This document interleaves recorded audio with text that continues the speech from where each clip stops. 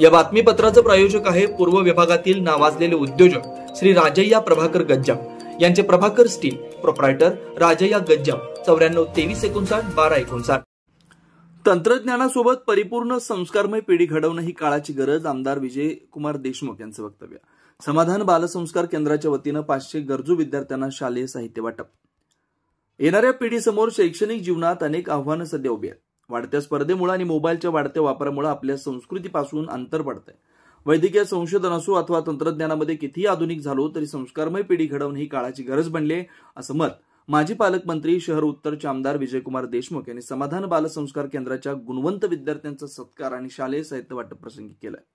यावेळी व्यासपीठावर सिद्धेश्वर सहकारी बँकेचे चेअरमन नरेंद्र गंभीरे, ज्येष्ठ समाजसेवक रामचंद्र पुडूर, उद्योजक लक्ष्मीकांत चाटला, महांतेश गोळगी, योगशिक्षक शेखर चंकेश्वर, समाधान धर्म आणि बालसंस्कार केंद्राचे संस्थापक सुभाष कलशेट्टी यांची उपस्थिती होती। पुढे बोलताना आमदार देशमुख म्हणाले की संपूर्ण विश्वामध्ये युद्धाचे प्रसंग निर्माण झालेत। आपल्या घरात आपल्या मुलांसमेत अशा बातम्या बघणं हे भीतीदायक आहे। मानवी समाज अशा युद्धामुळे लयाला जाऊ शकतो। जर सगळ्यांना चांगले संस्कार असतील तर विश्वामध्ये युद्धाचा आणि जीवनामध्ये वादाच्या घटना घडणार नाहीत। येणारी पिढी अत्यंत हुशार आणि चौकस असल्यामुळे त्यांना योग्य वयात चांगल्या शिक्षणाबाबत उत्तम संस्कार द्यायला पाहिजेत। मागील 5 वर्षांपासून समाधान धर्म आणि बालसंस्कार केंद्राच्या वतीनं या भागातील विद्यार्थ्यांना मोफत वक्तृत्व, निबंध, शुद्धलेखन, चालू घडामोडी, क्रीडा, सामान्य ज्ञान, मंत्र, श्लोक असे विविध विषय शिकवले जातात। यामुळे येणाऱ्या पिढीला योग्य वेळी संस्कार देणं गरजेचं आहे। समाधान बालसंस्कार वर्गाचे कार्य शहरात सर्वत्र वाढवावं असं आवाहन आमदार देशमुख यांनी केलं। यावेळी सिद्धेश्वर सहकारी बँकेचे चेअरमन नरेंद्र गंभीरे आणि ज्येष्ठ समाजसेवक रामचंद्र पुडूर यांनी मनोगत व्यक्त केलं। कार्यक्रमाचं सूत्रसंचालन ओंकार मुंडे, प्रास्ताविक सुभाष कलशेट्टी यांनी तर आभार केदार खोबरे यांनी मांडले। आज विद्यार्थी सगळे एकदम आपण म्हणल्यासारखं संस्कार केंद्र एकदम शांत आहे।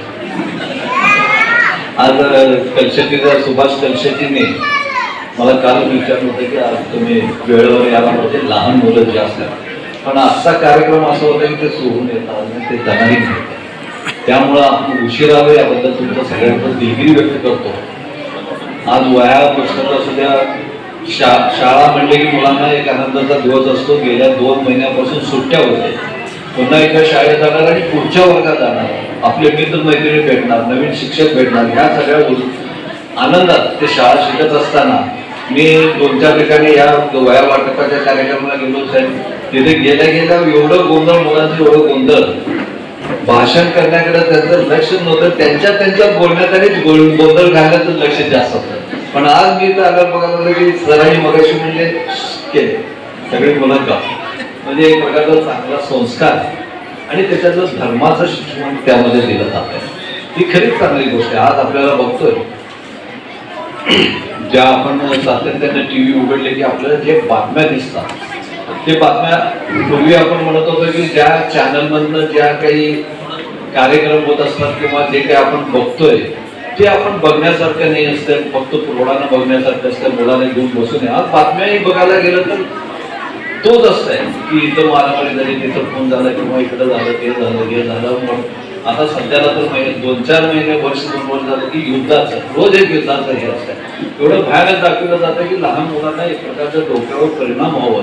पण आज आपल्याला ही सगळ्या टीव्ही पासून दूर राहण्यासाठी मुलं शाळेवरून आल्यावर आपल्याला त्यांना हातपाय तोंड धुवून विभक्ती पट्टा देऊन आपण धर्माचं काहीतरी एक अर्धा तास आपण शिक्षण देणं हे आपलं कर्तव्य समजून हा संस्कार केंद्र आपल्या सगळ्या मुलांना एक प्रकारचं चांगलं शिक्षण देतंय आणि त्याचं खरंच मी कौतुक करतो। आणि या आपल्या समाजाच्या या ज्या काय जे आपल्या देशाचे ही मुलं सगळे भवितव्य आहे पुढं, आणि ह्या भवितव्याला भविष्य घडवून आणण्याचं काम त्यांनी करत असताना खरंच त्यांचं सगळ्यांचं मी कौतुक करतो। त्यातल्या त्यात कलशेट्टी साहेबांचा स्वभाव थोडं वेगळंच आहे, एकदम शांत राहून न बोलता पण काम मात्र एकदम परफेक्ट काम करणं हे त्यांचं कार्य।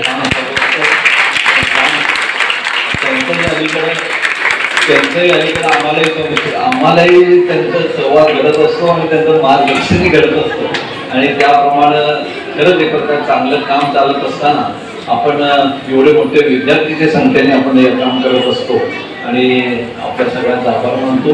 आणि आम्हाला एक बोललेलं, आमचाही मान सन्मान केला, या कार्यक्रमाचा आपल्या संस्थेची ओळख करून दिली, याबद्दल आपल्या सगळ्यांचा मनपूर्वक आभार मानून 2 शब्द घेतो। आणि आपल्या येणाऱ्या शैक्षणिक वर्षासाठी ज्या काही शालेय साहित्याची आवश्यकता असते ते साहित्य समाधान केंद्राच्या वतीनं आपल्याला मिळतं.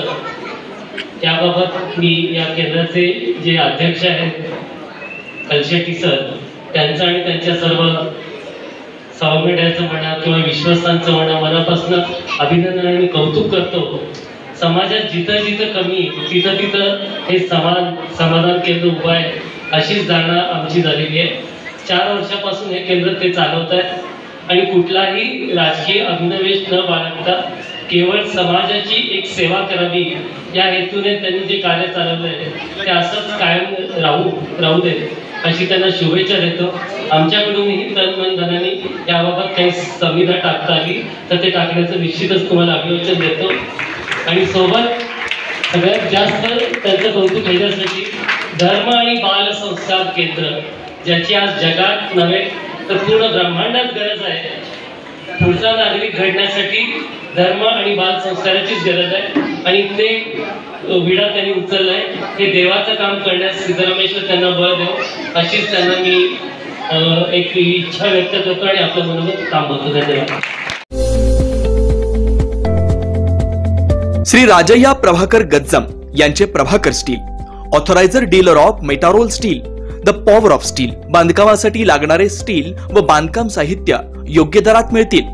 चट्टीनाड, ACC cement, UltraTech liquid, Araldite, Birla Shakti, Bangar, Zuari cement, doctor Fixit, waterproof expert, crystal कंपनीचे एएसी ब्लॉक्स, पत्राशेड साठी लागणारे structural steel, angles, channels, square and round pipe सुद्धा मिळतील आणि इतर बांधकाम साहित्य उपलब्ध.